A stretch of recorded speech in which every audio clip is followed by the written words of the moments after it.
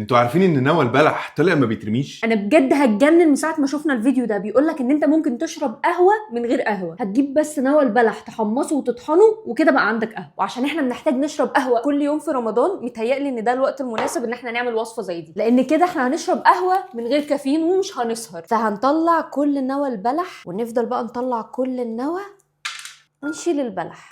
نروح بقى نغسلهم وننشفهم كويس جدا وندخلهم الفرن نص ساعه لحد ما يتحمصوا.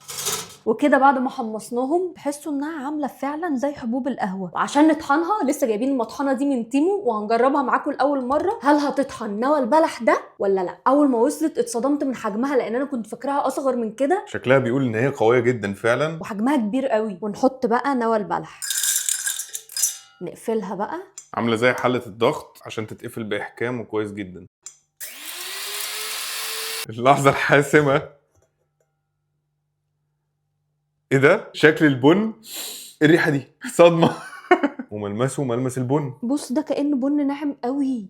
ايه ده؟ هو بعيد عن القهوه اللي انتوا شايفينها دي اللي انا مصدومه منها دي، المطحنه عملت اللي عليها بصراحه. وطلعت قويه جدا. هنحط السكر وعليهم البن اللي عملناه كده وننزل بالميه.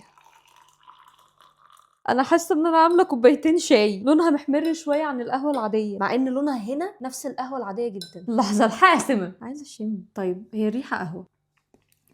لا هو الطعم مش قهوه خالص. ايه ده؟ لا ثانيه واحده، طعمه دوم. ايوه ايوه هو انا دوم. عمال ادور. ايوه طعمه دوم، طعمه مش قهوه. طب والله طعمها حلو بس مش قهوه. والمفروض كمان ان هي مفيده، يعني انا دخلت على الانترنت عملت سيرش طلع ان هي مفيده. لو اتعمل ايس هيبقى تحفه، لان هو فعلا قريب من الدوم شويه والدوم بيتشرب ساقع. ولكن هو ملوش علاقه بطعم البن، هو ريحته بس بن.